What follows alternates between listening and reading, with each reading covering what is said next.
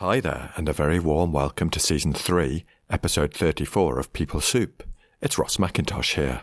Just about that time, the Paediatric Network and NEST, the NHS Education Scotland, they arranged for David Glanders to do some ACT training with us as a group, which was great. So just moved into this new area thinking, okay, I love CBT and those approaches, but I'm not sure if they quite work here. Because the reality, if you listen back to Ray's episode, he puts this very nicely. The reality is that sometimes that may be appropriate, but sometimes people's context is that, well, that's the reality of the situation. We can't necessarily outthink our way from this. There's a role here for being able to allow some difficult thoughts and feelings. So I did the workshop, and that was absolutely fantastic. And then I did that usual thing that you go back to your normal day-to-day stuff and leave the notes and handouts from the workshop in your bag for about 6 months, thinking that you'll magically learn it by osmosis. But then gradually started to do some more ACT type stuff, and then heard about Louise Hayes' stuff. PeopleSoupers, thanks for tuning in. This week, it's part 1 of my chat with pioneering psychologist Dr. Jim Lemon. You've just heard Jim talking about the introduction of ACT into his work. We cover loads more in our chat, including how Jim got into clinical psychology and a doctorate programme, the evolution of his career and how he landed in paediatric psychology, and also his film appearances. Jim is an absolute pleasure to talk to. He's a humble and fun storyteller, and you'll also hear a taster of his pioneering work in the NHS. You might also be intrigued by his song choice. PeopleSoup is a community of people who are interested in behavioural science at work and how we can make it accessible, fun, and useful for ourselves and each other. At work, behavioural science has the capacity to enhance our well-being, help us be the person we want to be more often, and provide us with perspectives to enable cooperation, collaboration, and innovation. It was psychologist Abraham Maslow who said, "A first-rate soup is more creative than a second-rate painting." That was the inspiration for this podcast. More than ever, the world of work is a heady mix of people, behaviour, events, and challenges. When the blend is right, it can be first-rate. Behavioural science and psychology has a lot to offer in terms of recipes, ingredients, seasonings, spices and utensils. So welcome to PeopleSoup, where we aim to nourish the mind and flourish at work. Reviews are in for our last episode, which was part 2 of my conversation with Ricky Kjelgaard. Thanks to everyone who tuned in, reviewed and shared it. Helen at Compass Therapy up in Edinburgh on Twitter said, "Just finished wandering around with you both in my pocket. Fantastic listening to your discussion about creative hopelessness, so honest and validating. Looking forward to the full experience at the ACBS UK and Republic of Ireland workshop in November." Thanks, Helen, for being a fabulous PeopleSouper. If you'd like to drop me your postal address, I'd be delighted to send you some PeopleSoup bookmarks. They'll help you keep your place. And if you'd like to find out more about the conference Helen mentioned in November, you'll be wanting to have a look at acbsukroi.co.uk, and that link, of course, will be in the show notes. In other news, me and my pal, Dr. Annie Gascoigne, have been getting creative, designing and delivering our Flexibility at Work programme, and we've reached the last module. Module 4 is all about flexible, contextual leadership. Whether you're a leader or someone who supports leaders, we'll share from our perspective how contextual behavioural science can support a leader in the cultivation of a style that is authentic, whilst also allowing them to adapt to rapidly changing circumstances and events. We often find that leaders get constrained by a particular leadership model, or frustrated when they find the way they've successfully led a team or organisation for years ceases to be effective.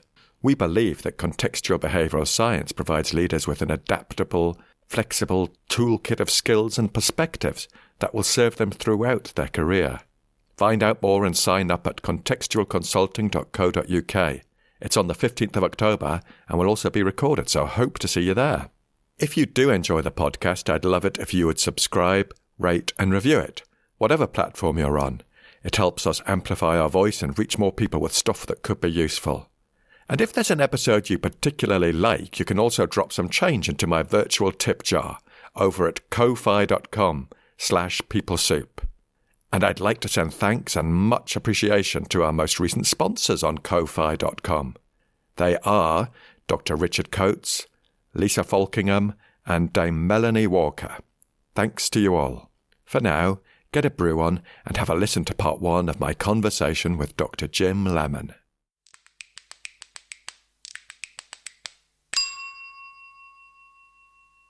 Dr. Jim Lemon, welcome to PeopleSoup. Hi, Ross. It's a privilege to be here. Good to see you. Well, thank you for making the time. Now, Jim, you'll be familiar with my research department. I know you're a bit of a PeopleSouper. Yes. And I've got some notes on you here from them. You don't have as much of a social media presence as some of my other guests, but they have had a look around.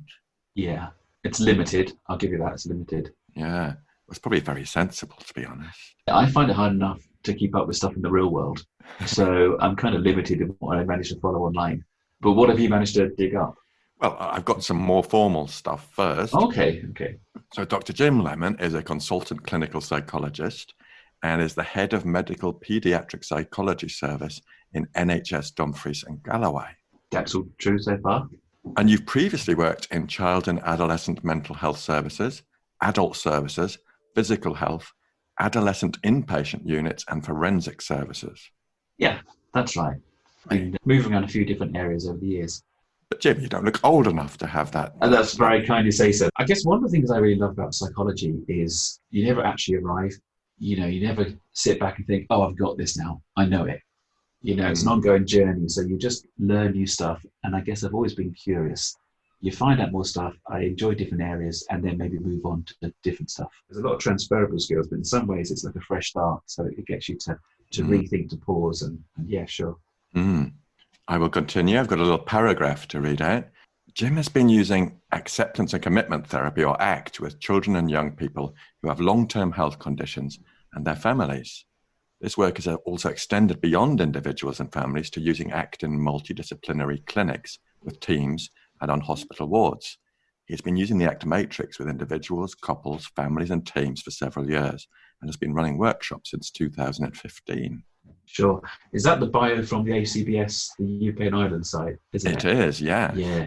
That world's all a bit new to me, and you have to refer to yourself as a third person. So it's like, Jim is writing this at the moment, thinking this whole thing's a bit weird. And he's kind of talking about this stuff that he's done while he's also observed himself thinking, really? Get over yourself. I love that. Yeah, it's a bit odd, isn't it, writing about ourselves in the third person, and then it is hearing some idiot read it out as well. Well, it's not that. It's kind of that's all good, and then you have to submit a photo, and I couldn't find one, so I think the photo is just a holiday snap with me stood next to my daughter, and I had to sort of cut her out the picture. So hopefully, I'm looking kind of thoughtful and reflective. But I think we were just looking to see if we could see an ice cream van. Now, we met about a year ago at the ACBS conference in Dublin, and I'd heard your name many times before that. People used to say to me, because I do a fair bit of work with the NHS, going around with my pal Paul Flaxman, and people used to say to me, "Ooh, you need to speak to Jim Lemon," or "Have you heard about what Jim Lemon's doing?" And I thought, well, yes, I have, and I know much more about what you're doing now, and I sincerely regard you as a pioneer in bringing textual behavioural science to the NHS for patients, for colleagues and teams, and we're going to delve into some of that in a moment. Which was funny, because I was hearing the same thing about you. People were saying, oh, have you met Ross? Have you met Ross McIntosh? They kept saying the same thing. I guess in this conversation we'll explain why that is. But yeah, I was having the same parallel experience where people were saying, you need to meet him, because our paths we weren't crossing, but we were going to the same areas, weren't we? And even in Dublin, there was sort of 3 stories, wasn't there? It's that main university building. And people were saying, oh, have you seen Ross? He's up there. And then I'd go up to the top floor and you were down to the middle one. So it was this kind of, this dance around for a few days, wasn't it? For sure. We did finally meet. We did finally meet, yeah. Now, some other snippets from my research team. They say that you're originally a Brighton boy. Yeah, for sure. Absolutely. That is where I currently am. You may be able to hear some of your old pals, the seagulls. The seagulls, I can hear them there. Fantastic. I'm convinced they're preparing to take over the city. Yeah, they've been working on that for many years. And over lockdown, I think their plans have come to fruition. Have they grown in numbers or strength or size in lockdown? They seem to have done. They seem to be just hanging around every bin, just emptying its contents. Yeah, because I'd heard that the seagulls are down somewhat because there's not so much food for them, from the chips, from the bins and that kind of stuff. Yeah, and not so long ago, I was swooped on having a nice little eggs Benedict outside a cafe in Brighton by a Yeah, seagull who nicked my last bit of bacon and knocked everything yeah, over. yeah. They take no prisoners, do they? No, I'm guessing that's why you moved. Yeah. No, I didn't move because of seagulls. I love Brighton. What a great place. No, so I grew up there, so I know it well. I still go back there, not at the moment, obviously, but I still go back there quite frequently. Yeah. It's always great. But you know, you have the seagulls down there, and I still miss the sound of the seagulls. There's something very evocative about it. But I also, my family moved up to Wales. They live in Llandudno way, and they have the goats that come down from the mountains. And during the lockdown, they've been coming down to town and kind of swaggering around like a gang, you know. So it's these environmental niches that animals are making the most of at the moment. Yeah, and they do. I think I've seen a clip of that. They do Yeah, really get their swag yeah, on. they got a swag on. Yeah. Absolutely, yeah. I wish I could walk like that. Yeah. Now, finally, and this may be a secret, but it says, given your extensive work in using a particular perspective taking tool, my research department has picked up some noise that you've been approached by Hollywood to work with Keanu Reeves and Lana Wachowski in the new Matrix movie in a kind of cameo role. Yeah, that'd be great, wouldn't it? Yeah. That would be nice. I'm so pleased because the Matrix 4, isn't it? Is that coming out? It's supposed to come out next year. Yeah, I think it's next year. Yeah, because our Matrix, you know, the tool, the Matrix, how long have we been using that for? It's going back a few years now, isn't it? Mm. And there's some great jokes you can make about the Matrix and seeing things through the Matrix. And I'd make quotes and references from the film, but increasingly less and less people got the reference. So initially you'd make some reference like, you know, what if I was to show you a way to get psychological flexibility? You know, and maybe a couple of people might smile politely or chuckle. But over the years, less and less people have known what I'm talking about. And then when I say, you know, the film, The Matrix, Keanu Reeves, and someone either says, oh, yeah, I think my dad watched that once, or they say they weren't born. I said, yeah, it was kind of big in the late 90s. Yeah, I wasn't born then. So hopefully when that film comes back out, I can bring those jokes back. I say jokes, they're not necessarily funny, just off the cuff remark. Yeah, but we can reinstate those cultural references. I often have Keanu on my slides, and you're right. Some people are like, hmm. Yeah, I used to have a picture of Morpheus, you know, and kind of sent up on that. But yeah, so maybe we'll dig those back out again. But other than that, I haven't been approached by Hollywood. Now that's exactly the sort of thing that someone who'd signed a non-disclosure agreement with Hollywood would say. I did, I think I'm allowed to say, I did not appear in a Harry Potter film. I mean, that's, yeah. Long story short, I found myself on the set when they were filming a couple of Harry Potter films. Have you seen Chamber of Secrets? I think it is. Yeah, basically, yeah. I mean, all Harry and the gang, they're asleep in the main grand hall. Mm. They're sleeping there, and there's a scene where Professor Snape and Dumbledore, I'm not sure if you know these cultural reference points is, but they're walking down this great hall while Harry's pretending to be asleep, but he's not really. Well, if you look carefully, there's the posts. I'm actually stood behind one of them. You can't see me, obviously, otherwise they'd edit that bit. But yeah, I and my son and daughter were stood behind that poster. So that's the nearest I'll ever get to greatness. It's quite a tale. Wow, You know? my jaw is on the floor. I know, yeah. And I will have to reprimand my search department. They didn't know that you were standing behind that pillar. I probably have to. I'm supposed to probably sign some official secrets thing, but I think it's probably too late now. It's okay. I can't get done for that. But yeah, I was very, very fortunate to be on the set of Harry Potter while they were doing some of that stuff. Weirdly, myself and Neil Kinnock, the former Labour leader, and were there that day, which is lovely. And he was a lovely guy. It's all part of these weird things that happen, isn't it? And you think, am I dreaming? Is this a trip? But no, that was real. Stop it. Get you with your name dropping. I know. Neil Name dropping Kinnock. me. I know. And Warwick Davis, you know, who plays Professor Flitwick, yeah, the original Ewok. He was there, lovely guy, chatting, you know, showing us around this kind of stuff. But anyway, we weren't here to talk about my celebrity connections. I'm easily diverted, so let me try and move myself back to my questions.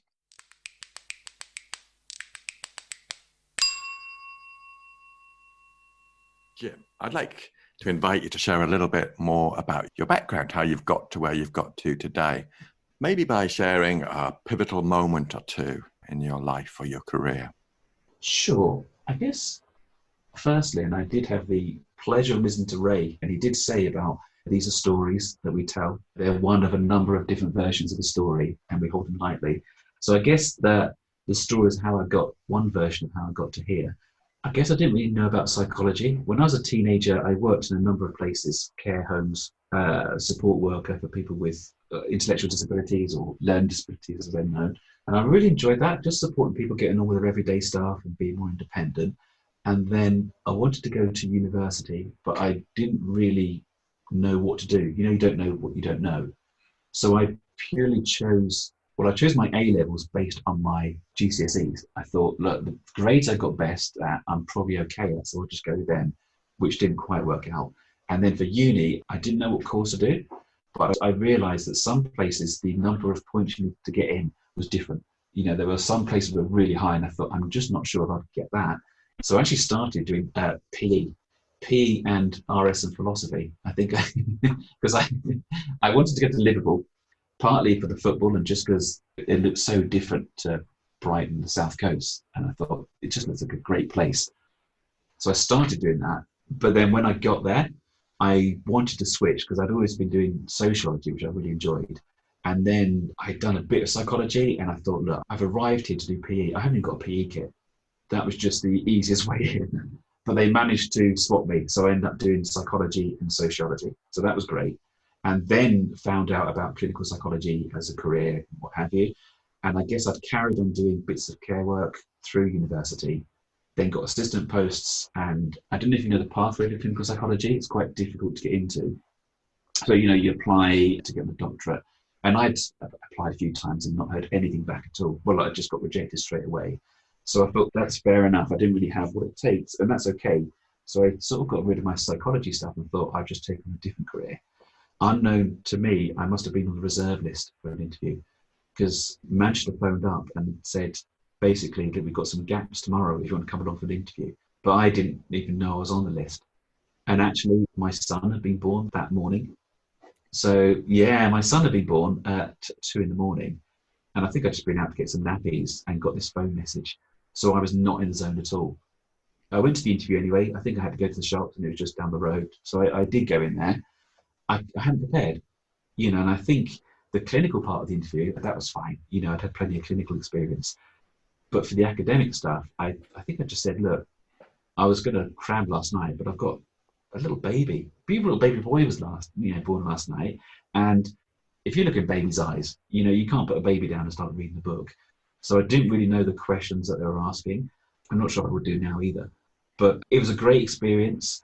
But speaking to the other people in the waiting area, they just seemed great, much more experienced and knowledgeable. And I thought, that's fair enough. I showed up and that's okay. That's cool. I've got a lovely son, a lovely daughter now. Couldn't be happier and I'm off. So I never actually got back to them. I think you could have phoned back to see if you got a place. But they sent me a letter about a week later saying, we did notice you haven't called us, but you have got a place on it.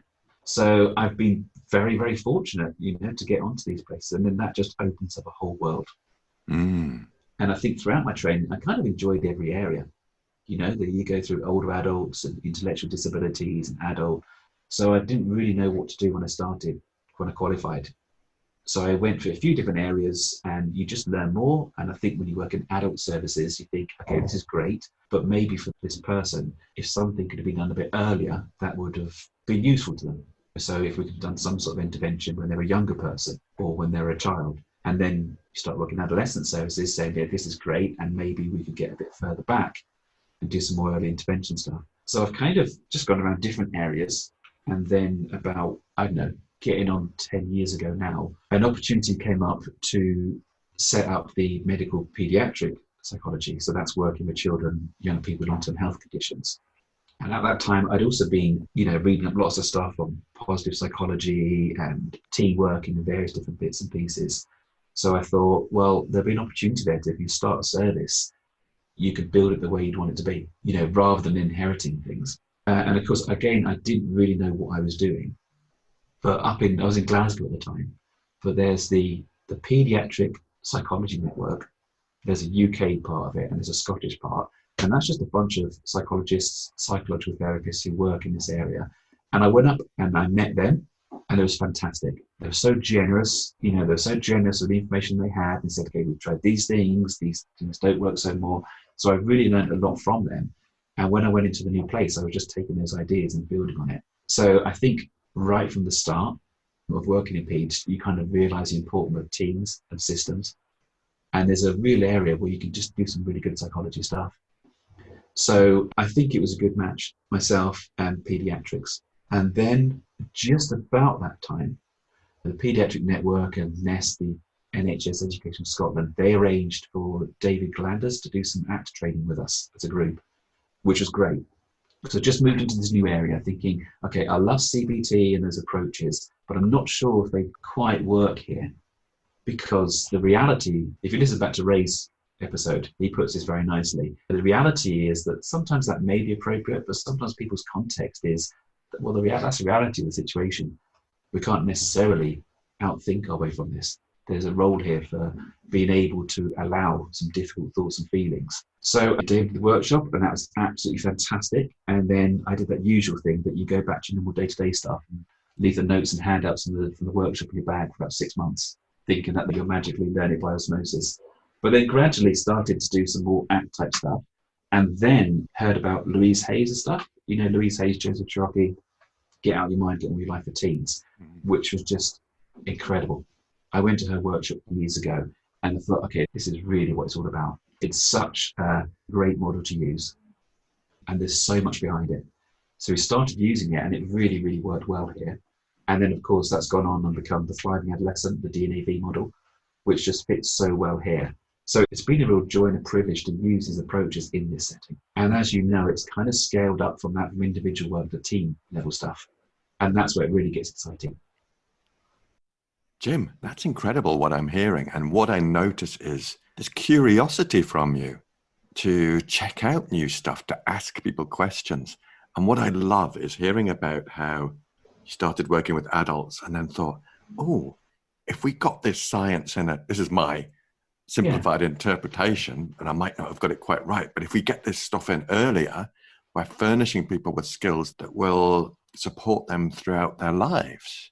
Is that kind of the motivation behind it? Because I see curiosity and flexibility there. Yeah, I guess that's one story. And I guess, yeah, there's some truth to that. I was only a teenager at the time, and I was in a psychiatric hospital in America. And I don't know how I managed to wangle that. I think, I was very, very fortunate. But there was this guy there, Charlie. He was a psychiatric social worker. And I think clearly someone said, look, we've got this English kid. Just let him follow you around for a week, and then that's great. But he was a wonderful guy. And obviously that whole world was new to me. And I was just asking him, we've been to various different group therapy things and just hearing people's stories. And I remember saying to him about, how do you do this for this number of years? Does it not kind of get you down when you hear these stories and trauma? And I think on my memory of it, he said something like, well, you can learn from every person. From every encounter, you can learn something more, which can be useful to you. And it just made it sound so easy, just this approach to life. And it's kind of stuck with me that you can just keep on learning from every person, which makes it pretty cool, because the more people you work with, the more teams you see, you're just on that process all the time. So you hear from people's stories, and also you can ask how they managed to survive, how they managed to get through, how they function, what matters to them. And then with permission or whatever, in some version of it, you can pass it on to someone else who may be struggling with a similar issue. It's a really nice interconnected world. And when you mentioned Glasgow, I remember myself and Paul were there sort of October-ish last year, working with the team up in Glasgow, and there were a few of your colleagues in paediatrics there as well. Yeah. So we were talking quite a bit about you and ProSocial, and they were just such a great bunch. Yeah, absolutely. We meet up a couple of times a year. There's such a nice community. So, the idea of the ProSocial and ACBS and these communities and balancing individual and group needs, I think that the Glasgow, the PPN, the SPN, they've been doing that for years. They haven't been calling that or necessarily just sticking with one model, but that's certainly the feeling you get from it. So yeah, I'm always really grateful to that bunch, because that's like the big hospital here, the tertiary centre. So it's great to have those relationships with them. So if I'm stuck on an area, I can just give them a shout. And which goes back again to that ProSocial. I know we're not onto it yet, about that 8th core design principle, about how teams get on with other teams. It's there, it's so obvious. But maybe we'll come back to that later on. Definitely. I want to just pause there just to ask you another question, and then we'll come back and dive into some more stuff around the matrix and pro-social. But I want to ask you that question I ask quite a few of my guests about a song. Is there a song you'd like to announce your arrival in a room or any online location? And this wouldn't be forever. It would just play when you entered rooms at home or at work over the next few months. Is there anything you'd choose? Anything springs to mind? Yeah. So obviously, as I said, I would completely overthink that. Think, it needs to be the right song. You know, you've got your PeopleSoups. And by the way, am I a PeopleSouper now? If I've been listening to it, is there do I get a badge or something? What I do have for you is a bookmark. Yes. I can send you. Yes, I'd love a bookmark. And I liked your information about a bookmark. You said it helps you keep that is actually good. Yeah. For those PeopleSoupers that are listening, Ross actually showing me on the screen in case you think we've got some telepathic thing going on here. Yeah, it doesn't work that well over radio, does it? No, but I like the way that you introduced it on your podcast and said it helps you keep your place in books. I'd be honoured to take that. So yes, I was listening up and I was thinking, oh my goodness, I need to get the perfect song. And if I say one song, then that's different. That's missing out on other ones. And different songs are different, and I'll just go around in circles about it. So I think, look, let's just not overthink it too much. If I just explain the context here, as part of our work, we do a lot of training, a lot of workshops, and we work in the NHS. So sometimes people are really busy. We go to wards and clinics rather than expecting people to be able to come out of wards to us, and that's great. But sometimes you turn up and someone's on annual leave or there's staff sickness, so you prepare for 20 people and maybe only 2 can make it.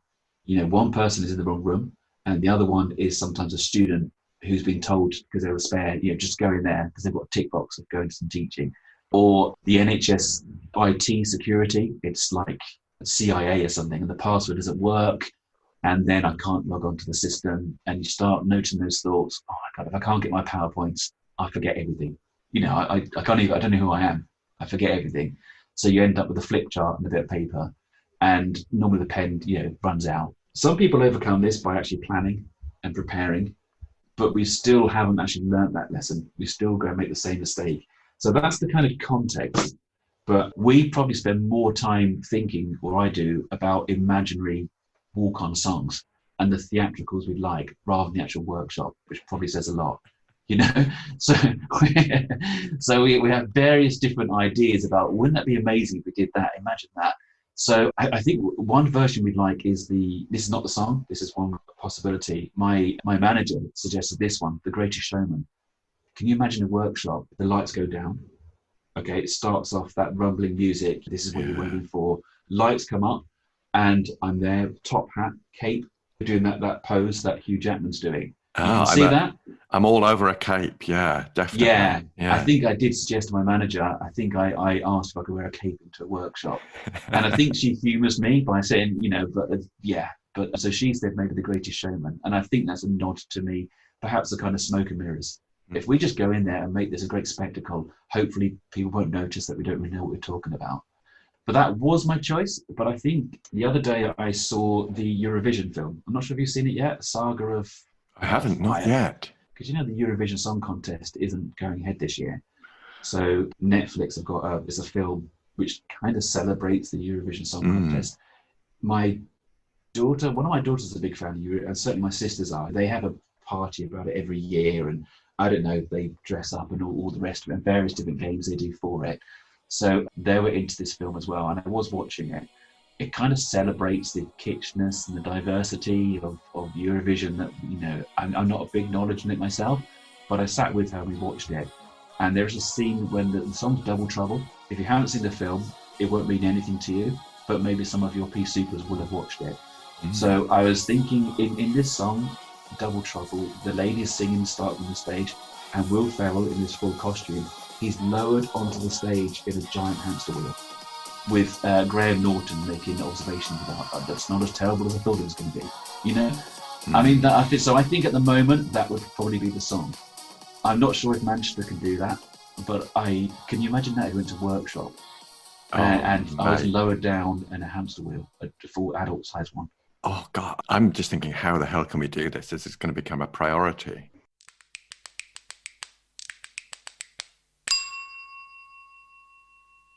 PeopleSoup, that's it, in the bag. I'd like to thank Jim for being such a joy to chat to.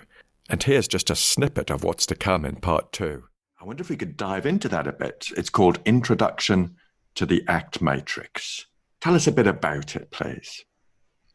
Well, the ACT Matrix, it's just a really useful tool for helping you get clear about what you really care about, and then planning how you want to live your life more in line with your goals and values. It's just a perspective taking exercise. That's what it is. We've been using it for quite a few years now. We've used it individually with children, with young people. We've used it at team levels. We've used it at family levels. And in the recent COVID situation, we've just been running out training on it across, I think we've done 60 or 70 different workshops on it now. So it's just a really versatile tool, which I'm now more convinced anyone could just come along, pick up, and either use it for themselves or share with colleagues. If you like this episode or the podcast, could I invite you to share it with one other person? I'm really keen to spread the behavioural science and skills with more people. Of course, a subscription, rating or review are also very much appreciated. The show notes are at rossmcintosh.co.uk, and this includes links to a few different platforms. And now, before I sign off, our new feature. Welcome to the gallery. This is where I'll highlight interesting stuff from contextual behavioural science, like resources, research and opportunities. This week, it's a short video from Dr. Tom Richardson from Solent NHS Trust. He's produced a short and excellent video, sharing some metaphors for the mind. Whether your mind is like a judgment factory or a blame machine, it's beautifully done and well worth sharing in training and with clients. You can follow Tom on Twitter at Dr. Tom Richardson, and the link is in the show notes. PeopleSoupers, I love to hear from you, and you can get in touch at peoplesoup.pod@gmail.com. On Twitter, we are at PeopleSoupPod. On Instagram, at people.soup. On Facebook, we are at PeopleSoupPod. Thanks to Andy Glenn for his spoon magic, and to you for listening. Look after yourselves, PeopleSoupers, and bye for now. I mean, you're there, you've got Ray. Absolutely wonderful. Just what a fantastic guy. If I could choose, I'd go and see him again. Great stuff. I'm going to need to up my game. He's such a great ACT person, all-round great guy, but will he have a giant hamster wheel? That's what I'm saying. Is he really going to commit to it?